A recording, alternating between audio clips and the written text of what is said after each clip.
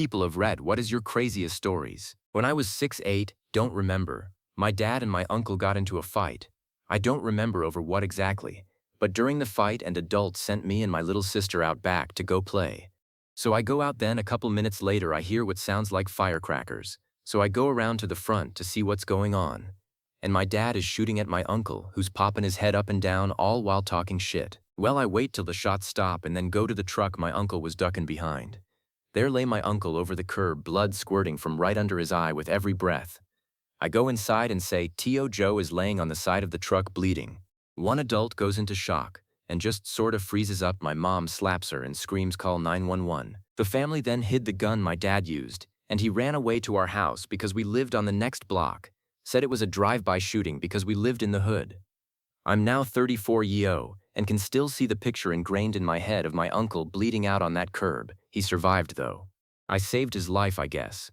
I tell this story now because my dad died when I was 16, and my uncle is doing life in prison. That's a tragic story, wow.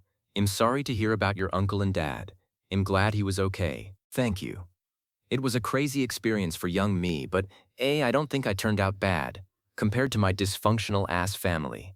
Lol. There was this girl that I knew, and we had always liked each other, but she had an abusive boyfriend that used to beat her up a lot, and she was scared to leave him. I got the brilliant idea that I was going to get her away from him. I started playing the role of an affable pushover of a guy who had a lot of money and drugs. I had just sold my computer business a few years before, and my house was a legendary party house already. So he would befriend me and take advantage of me so I could get close to her and figure out what to do next. The problem was, even though I was warned about this guy, I had always written him off as some gym rat with roid rage, but turns out he was an army ranger who had actually gone on missions and killed people. I didn't know this until I was too far in to really go back. To wrap this up without writing a book. Things worked pretty well, ended up having sex with her a little sooner than I should have. He found out. And I ended up getting trapped at a hotel room, tied to a chair and tortured with fists, knife, and a blowtorch. He started by dislocating my shoulder so I couldn't fight back, then went to work. He had obviously done it before. He thought it would scare me away, but it did the opposite. After that, the girl was over it and turned herself into jail on some outstanding warrants she had. 9 months later, when she got out, Psycho had moved on, and we were together for 5 years after that. There is also the one about how 2 people died on a motorcycle I owned, and I got sued for $20 million before I even turned 19. I'd love to hear the other story if you want to share. And 20 million, were they driving? That's crazy. When I was 18, bought a motorcycle. Didn't know how to ride yet, was going to learn from a friend. Was at school waiting for my friend to bring the bike so I could learn. 15-year-old tagged along with us, kept asking to borrow the bike. I said no. He went and stopped my friend as he was pulling in and told him it was cool. My friend gave him the bike, and my best friend's girlfriend got on for a ride home from school. They don't come back. 20 minutes later, I started seeing helicopters on the other side of the school. Went to check it out. He had been showing off and lost control, hit the curb at 70 mph. Girl hit a light post head first. When I saw her, she pretty much had no head.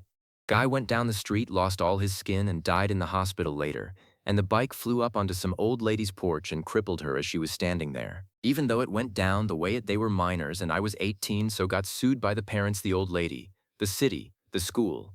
They got sued, so they countersued me for close to 20 million. It took a few years, but I managed to beat it. One night at my cousin's home, my psychotic, basically cousin attempted to stab my sister and I to death at 13 years old. I got her into a locked room, then headed out to face and stop him, knowing there was a very strong chance that I could die in the process. I saved her. I talked him down while he kept lunging at me with the knife, attempting to stab me. And I have had PTSD ever since. I am 38 YO. If it has to be my home. PTSD caused hallucinations and physical flashbacks that for years I thought my childhood home was haunted by a demon that wanted to kill me. It was the only way I could make sense out, being the only one who saw shadow people, felt a presence chasing me, trying to kill me, and a hand reaching up from behind to pull me back. I'm so sorry this happened to you. How is your sister doing with it? Whatever happened to your cousin? How old was he at the time? She was 11 at the time. Thus, thankfully, she has largely blacked it out from her memory. There's still signs of its impact, though, such as being terrified of sitting in the corner because she always needs to feel like she can escape, including at places like local restaurants. Cousin was 13, 38 now. Monitored him for 25 years to prevent him from hurting anyone else, Stopped him from stalking a girl across state lines a couple of times. He keeps going in and out of mental institutions. He's never showed any remorse for any of his actions or over any of the people that he has hurt over the years. This year I finally stepped away from him, which took a huge weight off my shoulders. Planning to use that extra capacity to become CASA to protect kids in abusive homes. Was by myself watching The Exorcist at night with all the lights off to set the atmosphere when I heard a loud crash in my bedroom.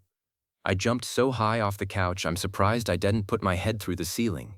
When I went to investigate, I found my top bureau drawer on the ground, with stuff scattered about, but that's when it dawned on me. I grabbed something out of it quick earlier in the day, used it as kind of a odds and ends draw, and must have never shut it, so gravity finally took over. The timing of it falling out when the possessed girl's head spins was the worst. I would rank that the scariest, even though I once had someone try to break into my house while I was by myself. Something about paranormal fears that is on a whole other level above the fear of people. What's the worst thing that has ever woken you up? 2 police officers at my door at 5 a.m. to tell me my father had a stroke and I'd better get to the hospital ASAP. Also, my mother's heart gave out while they were loading my father into the ambulance, and they just heard from dispatch they had stopped CPR and couldn't revive her. My dad passed away in the hospital 2 days later, completely out of the blue. One moment both of them were fine. Few days later they were both gone. This is honestly one of the things I'm very anxious about. I moved abroad, 12,000 miles away from my family, and I'm sad to think I can't get there in time for emergencies like this.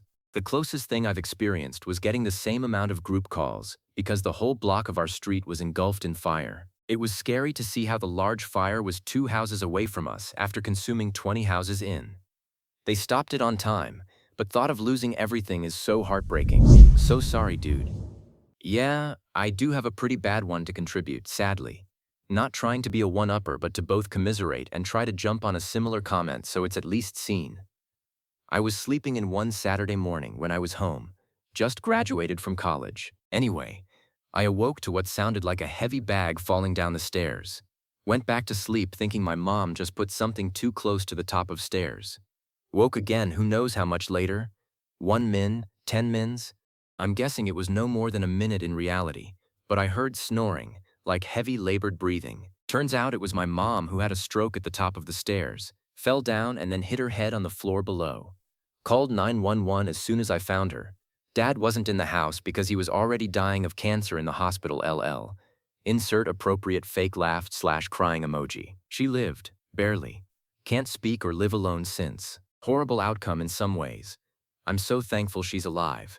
Thankful for every moment I get with her. But it's been a burden for our family, no doubt. Yeah, this thread prompt plus the fact that I've been drinking a bit got me unloading all this. I hope you don't have any severe guilt about missing the calls or anything. I have some weird guilt stuff about what if I had woke up sooner, and some other shit about how my dad died I won't even go into, but hope you've been dealing with grace and acceptance. Been a long time for me now too, but it always sticks with you. I usually have really good dreams about my dad, but for the first time I can remember, last night I was really angry at him.